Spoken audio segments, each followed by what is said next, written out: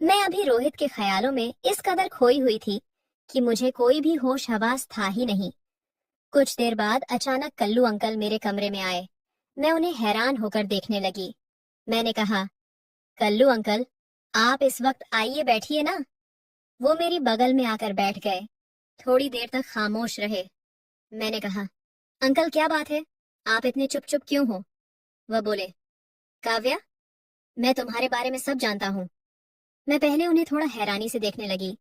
मैंने पूछा, अंकल जी, क्या जानते हैं आप मेरे बारे में? अंकल बोले, आज मैंने तुम्हें एक लड़के के साथ पार्क में देखा था, और जो तुम कुछ उसके साथ कर रही थी वह भी देख लिया था। जैसे ही मैं अंकल के मुंह से ये बात सुनी, मैं बहुत ज्यादा डर गई।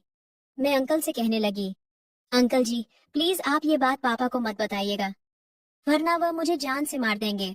ये बात सुनकर अंकल जी पता नहीं क्यों मुझे अजीब सी नजरों से देखने लगे। वह कहने लगे, मैं किसी को कुछ भी नहीं बताऊंगा, लेकिन बदले में मुझे भी कुछ चाहिए। मैं बोली, क्या चाहिए? आपको जो चाहिए मैं आपको देने के लिए तैयार हूँ, लेकिन आप पापा को मत बताइएगा। मेरे मुंह से ये बात सुनते ही अंकल जी एक जहरीले मुस्कान दिखाते हुए फट से कहते हैं, देखो काव्या, तुम्हें मेरे साथ वह सब करना होगा। मैं हैरानी से देखते हुए अंकल से बोली, क्या करना होगा अंकल? मुझे? तब अंकल बोल, काव्या, तुम्हें मुझे खुश करना पड़ेगा। जो तुम अपने बॉयफ्रेंड के साथ कर रही थी, वही खेल मेरे साथ खेलना पड़ेगा। अंकल जी का यह नया रूप देखकर तो मैं हैरान हो गई। ऐसा लगा जैसे मेरे सर पर किसी ने बम फोड़ दिया हो। मैंने उनके मुंह से इस तरह की बात सुनने की कल्पना भी नहीं की थी। मैं तो उन्हें हमेशा अपना आइडियल मानती थी। मैंने कहा, अंकल जी, मैं तो आपकी बेटी जैसी होना, मैं अपने पापा से ज्यादा आपको मानती हूँ। आप ऐसा कैसे सोच सकते हैं? वह बोले, देखो तुम्हारी मर्जी, तुम्हारे पास दो ऑप्शन है। पहला ऑप्शन जैसा मैं कहता हूँ वैसा करो, और दूसरा ऑप्शन, तुम जानती हो तुम्हारा बाप किसी कसाई से कम नहीं है। जैसे ही मैं तुम्हारी तस्वीरें उसे दिखाऊंगा, वह तुम्हारा क्या हाल कर देगा। अब फैसला तुम्हारे हाथों में है। जिंदा रहना चाहती हो या मरना चाहती हूँ? मैं रोते हुए उनके पैरों में गिर गई और गिड़गिड़ाते हुए उनसे कहने लगी, अंकल जी, आप ऐसा मत करो, मेरे साथ मेरी जिंदगी तबाह हो जाएगी। लेकिन उन्होंने मेरी एक न सुनी। वह कहने लगे, मैं शाम को तुम्हें लेने तुम्हारे घर आऊंगा, तुम तैयार रहना। अगर तुमने मेरे साथ जाने को मना किया तो मैं इस वक्त तुम्हारे बाप को तुम्हारी फोटो दिखा दूंगा। इतना कहकर वह मेरे कमरे से बाहर चले गए। हेलो दोस्तों, स्वागत है आप सभी का हमारी एक और रोमांचक कहानी में। उम्मीद करती हूँ आपको यह कहानी बेहद पसंद आएगी। मेरा नाम काव्या है और मेरी उम्र 15 साल है। मेरी फैमिली में मैं और मेरा छोटा भाई और मम्मी पापा हैं। वैसे तो मेरे घर वाले मुझसे बहुत प्यार करते थे, लेकिन मुझे हर बात पर डांटते रहते थे। मुझे घर में बहुत ही ज्यादा कंट्रोल करते थे। वैसे तो घर में हमारे किसी चीज की कोई कमी नहीं थी। मैं बहुत अमीर घर से थी, लेकिन मेरी जिंदगी में सिर्फ एक चीज की कमी थी, और वो थी आजादी। मेरे माँ बाप मुझे हर वक्त कसाई की नजरों से देखा करते हैं। वह हमेशा मुझे हर बात पर डांट देना, मुझे किसी से मिलने न देते, न मुझे किसी के घर जाने देते थे। मुझे अपने पापा से बहुत डर लगता था। वह हमेशा कहते थे, अगर मैं तेरी कोई बात गलत सुन ली तो मैं तुझे जान से मार दूंगा। उस वक्त मैं 11वीं क्लास में थी। मेरे पापा मुझसे कहते थे, क्लास में कभी भी तुम दोस्त मत बनाना, और न ही किसी दोस्त के घर जाना, और लड़कों से तो हमेशा दूर ही रहना। मैं रोज स्कूल जाती, और स्कूल से आने के बाद अपने घर पर एक जेल खाने में बंद हो जाती। मेरा घर किसी जेल से कम नहीं था। मेरे पापा मुझे हमेशा घर के अंदर बंद करके रखा करते थे। पापा के दोस्त हैं विजय अंकल, जो बहुत ही समझदार और सुलझे हुए इंसान थे। उनकी उम्र 50 साल थी। वह मेरे पापा के बिजनेस पार्टनर भी थे। उन्हें सब कल्लू कहते थे, क्योंकि वह बहुत ज्यादा काले थे। इस वजह से उनकी शादी भी नहीं हुई थी। वह अब तक कुंवारे थे। कल्लू अंकल का हमेशा हमारे घर पर आना जाना लगा रहता था। मैं उन्हें बहुत ज्यादा मानती थी, क्योंकि वह मेरी हर बात को समझते थे। वह हमेशा मुझसे कहते थे, पता नहीं तुम्हारा बाप इतना सख्त मिजाज क्यों है, तुम कितनी प्यारी हो, फिर भी वह तुम्हें हमेशा एक कसाई की नजरों से देखता है।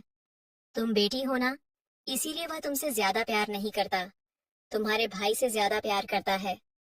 मैं कल्लू अंकल को अपना दोस्त मानने लगी थी। मैं उनसे अपनी हर बात शेयर करती थी। कल्लू अंकल जब भी घर आते थे तो मेरे पास जरूर बैठते थे। मेरे दिल की सारी फरियादी वहीं सुनते थे। मैं हमेशा कल्लू अंकल के साथ पार्क में जाया करती थी और खूब खेला करती थी। वैसे तो मेरे घर वाले कहीं मुझे भेजते नहीं थे, लेकिन कल्लू अंकल की शादी नहीं हुई थी और न ही उनकी कोई औलाद थी। वह मुझे बेटी की तरह चाहते थे, इसलिए मेरे पापा उनके साथ मुझे भेज दिया करते थे। जब मैं 17 साल की हुई तब मुझे प्यार का कुछ कुछ एहसास होने लगा। मेरे स्कूल में रोहित नाम का लड़का मेरे साथ ही पढ़ता था। मेरे और रोहित के बीच में अच्छी दोस्ती हो गई और हम दोनों एक दूसरे से प्यार भी करने लगे थे। लेकिन ये बात मैंने किसी को भी नहीं बताई थी, कल्लू अंकल को भी नहीं। मैं रोहित के साथ एक पार्क में चली जाती थी और वहां जाकर हम लोग अपनी ही दुनिया में मगन हो जाते। एक दिन में रोहित के साथ इस कदर खो गई थी जैसे मुझे बाहर की दुनिया से कोई फर्क ही न पड़ता हो। मुझे रोहित का साथ अच्छा लगने लगा था। वह भी मुझसे बहुत प्यार करता था। मेरी और रोहित की मुलाकात सिर्फ स्कूल में ही होती थी। मैं रोहित को अपनी फैमिली के बारे में सब कुछ बता दिया था। मेरे पापा किस तरह के इंसान हैं और मुझ पर कितनी पाबंदियां लगाते हैं। र इस पर रोहित बोलता है, कोई बात नहीं, जैसे ही तुम 18 साल की हो जाओगे तो मैं अपने पेरेंट्स को तुम्हारे घर रिश्ते के लिए भेज दूंगा। तब तक हम दोनों को अपना रिश्ता छुपाना पड़ेगा, वरना तुम्हारे पापा को पता चल गया तो वह तुम्हारे साथ कुछ भी कर सकते हैं। एक दिन मैं और रोहित ने स्कूल से जल्दी छुट्टी ले ली और हम दोनों इस पार्क में टहलने चले गए, जिस पार्क में कल्लू अंकल मुझे ले जाया करते थे। रोहित मेरी गोद में अपना सर रखकर लेटा हुआ था। हम दोनों एक दूसरे में खोए हुए थे। तभी अचानक वहां पर कल्लू अंकल आ गए और उन्होंने चुपचाप हम दोनों की फोटो खींच ली और वापस चले गए। मुझे कुछ भी होने का अंदेशा नहीं था। मैं तो यह भी नहीं जानती थी कि मुझे और रोहित को कल्लू अंकल ने देख लिया है। थोड़ी देर बाद मैं अपने घर लौट आई और रोज की तरह अपने कमरे में जाकर बैठ गई। मैं अभी भी रोहित के ख्यालों में इस कदर खोई हुई थी कि मुझे कोई भी होश हवास था ही नहीं। कुछ देर बाद अचानक कल्लू अंकल मेरे कमरे में आए और मैं उन्हें हैरान होकर देखने लगी। मैंने कहा, अंकल, आप इस वक्त आइए बैठिए। मेरे बगल में आकर बैठ गए और थोड़ी देर तक खामोश रहे। मैंने कहा, अंकल क्या बात है, आप इतने चुप चुप क्यों हो? वह बोले, काव्या, मैं तुम्हारे बारे में सब कुछ जानता हूँ। मैं पहले उन्हें थोड़ा हैरानी से देखने लगे। मैंने पूछा, अंकल जी क्या जानते हैं आप मेरे बारे में? अंकल बोले, आज मैंने तुम्हें एक लड़के के साथ पार्क में देखा था। जैसे ही मैं अंकल के मुंह से ये बात सुनी, मैं बहुत ज्यादा डर गई। मैं अंकल से कहने लगी, अंकल जी प्लीज, अब पापा को मत बताना, वरना मुझे जान से मार देंगे। ये बात सुनकर अंकल जी पता नहीं क्यों मुझे अजीब सी नजरों से देखने लगे। वह कह आने लगे कि मैं किसी को कुछ भी नहीं बताऊंगा, लेकिन बदले में मुझे भी कुछ चाहिए। मैं बोली, क्या चाहिए? आपको जो चाहिए मैं आपको देने के लिए तैयार हो, लेकिन पापा को मत बताइएगा मेरे मुंह से। ये बात सुनते ही अंकल जी एक जहरीले मुस्कान दिखाते हुए फट से कहते हैं, देखो काव्या, तुम्हें मेरे साथ वह सब करना होगा। मैं अनजान बनते हुए अंकल से बोली, क्या करना होगा अंकल? मुझे? तब अंकल बोले, काव्या, तुम्हें मुझे खुश करना पड़ेगा। जो तुम अपने बॉयफ्रेंड के साथ कर रही थी वही खेल मेरे साथ खेलना पड़ेगा। अंकल जी का यह नया रूप देखकर तो मैं हैरान हो गई। ऐसा लगा जैसे मेरे सर पर किसी ने बम फोड़ दिया हो। मैं उनके मुंह से इस तरह की बात सुनने की कल्पना भी नहीं की थी। मैं तो उन्हें हमेशा अपना आइडियल मानती थी। मैंने कहा, अंकल जी, मैं तो आपकी बेटी जैसी हूँ। मैं अपने पापा से ज्यादा आपको मानती हूँ। आप ऐसा कैसे सोच सकते हैं? वह बोले, देख लो तुम्हारी मर्जी, तुम्हारे पास दो ऑप्शन है। पहला ऑप्शन जैसा मैं कहता हूँ वैसा करो, और दूसरा ऑप्शन, तुम जानती हो तुम्हारा बाप किसी कसाई से कम नहीं है। जैसे ही मैं तुम्हारी तस्वीर उसे दिखाऊंगा वह तुम्हें जान से मार देगा। अब फैसला तुम्हारे हाथ में है, जिंदा रहना चाहती हो या मारना चाहती हो? मैं रोते हुए उनके पैरों में गिर गई और गिड़गिड़ाते हुए उनसे कहने लगी, अंकल जी, आप ऐसा मत करो मेरे साथ। लेकिन उन्होंने मेरी एक न सुनी। वह कहने लगे, मैं शाम को तुम्हें लेने तुम्हारे घर आऊंगा, तुम तैयार रहना। अगर तुमने मेरे साथ जाने से मना किया तो मैं उस वक्त तुम्हारे बाप को तुम्हारी फोटो दिखा दूंगा। इतना कहकर वह मेरे कमरे से बाहर चले गए। मैं शाम तक अपने घुटनों में सर देकर कमरे में रोती रही। करीब रात के 8 बजे अंकल जी मेरे घर आए और पापा के साथ बैठकर चाय पीने लगे। चाय पीते पीते अंकल मेरे पापा से कहने लगे, यार, आज मुझे किसी बर्थडे पार्टी में जाना है। मैं सोच रहा हूँ तुम्हारी बेटी काव्या को भी अपने साथ ले जाओ। वैसे भी वो हर वक्त अपने घर में बंद रहती है। तुम तो उसे कहीं बाहर निकलने ही नहीं देते। इस बहाने से वह शायद घूम ले। लेकिन मेरे पापा बोले, हाँ, ये तो सच है। मुझे अपनी बेटी का घर से बाहर निकलना बिल्कुल भी अच्छा नहीं लगता, लेकिन तुम्हारे साथ भेजने में मुझे कोई एतराज नहीं। मैं जानता हूँ तुमने बचपन से आज तक मेरी बेटी को अपनी औलाद की तरह समझा है, इसलिए मैं तुम पर भरोसा करता हूँ। तुम जहाँ चाहे उसे ले जा सकते हो। फिर अंकल मेरे पापा से बोले, हो सकता है पूरी रात ना आ पाऊं, क्योंकि जहाँ पार्टी है वह जगह बहुत दूर है, इसलिए मैं सुबह तक ही आ पाऊंगा। मेरे पापा बोले, कोई बात नहीं है काव्या, अगर तुम्हारे साथ है तो मुझे कोई फिक्र नहीं है। मैं अपने पापा और अंकल की सारी बातें सुन रही थी, लेकिन मैं कोई भी फैसला नहीं ले पा रही थी। मन तो कर रहा था कि मैं आत्महत्या कर लूं। ऐसी जिंदगी से तो अच्छा मौत भली। थोड़े ही देर में अंकल मुझे अपने साथ अपने घर ले गए। जैसे ही मैं उनके घर पहुंची, मैं फिर से अंकल से मिन्नत करने शुरू कर दी, लेकिन उन्होंने मेरी एक न सुनी। वह कहने लगे, देखो काव्या, तुम मेरी सगी बेटी तो हो नहीं जो मैं तुम पर तरस खाऊं, और वैसे भी तुम मुझे पहले से ही बहुत पसंद थी। मेरी शुरू से ही तमन्ना थी कि मैं तुम जैसी कच्ची कली के साथ हर वक्त गुजारूं। मैं तो मौके की तलाश में था, और देखो, वह मौका मुझे मिल गया।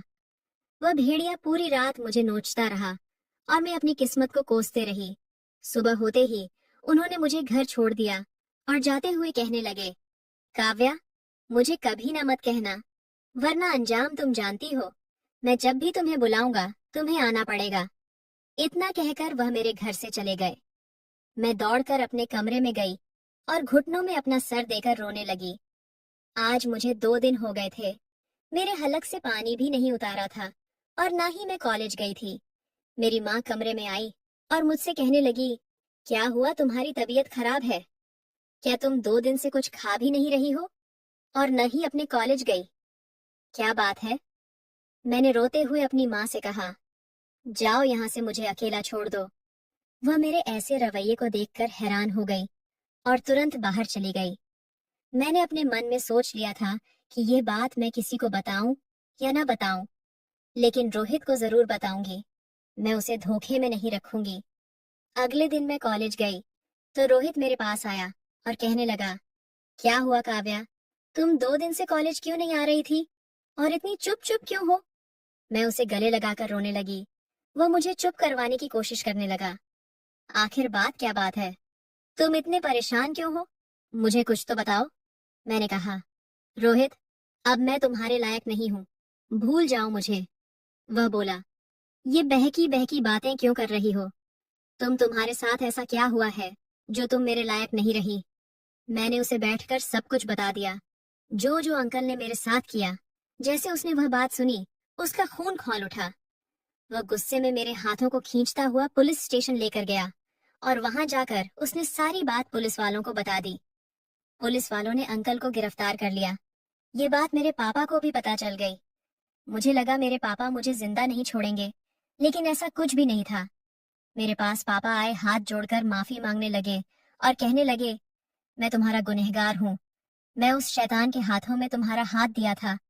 मुझे नहीं पता था कि वह तुम्हें किस मकसद से लेकर जा रहा है। अगर मुझे पता होता तो मैं उस वक्त और तुम्हारी इज्जत पर आंच नहीं आने देता। ये बात सुनकर मैं अपने पापा से लिपट कर रोने लगी। मेरे पापा ने रोहित का शुक्रिया अदा किया और वहां से चले गए। मैं भी अपने पापा के पीछे पीछे जाने लगी। तभी रोहित ने मेरा हाथ पकड़ा और कहने लगा, काव्या, मैं जितना तुम्हें कल चाहता था उतना ही आज भी चाहता हूँ। मेरे लिए तुम उतनी ही पवित्र हो जितना कि पहले थी, इसीलिए खुद को कभी अकेला मत समझना। कल मैं अपने मम्मी पापा को तुम्हारे घर रिश्ते के लिए भेजूंगा। काव्या, क्या तुम मुझसे शादी करोगी? ये सुनते ही मेरी आंखों में आंसू आ गए और मैंने हाँ में सर हिला दिया। तो दोस्तों, ये थी आज की कहानी। आप क्या कहना चाहेंगे? काव्या के बारे में आप क्या कहना चाहेंगे? रोहित के बारे में आप क्या कहना चाहेंगे? उस शैतान अंकल के बारे में आपकी जो भी राय हो कमेंट सेक्शन में जरूर साझा करें। अगर दोस्तों आपको कहानी जरा भी पसंद आई हो तो वीडियो को लाइक कर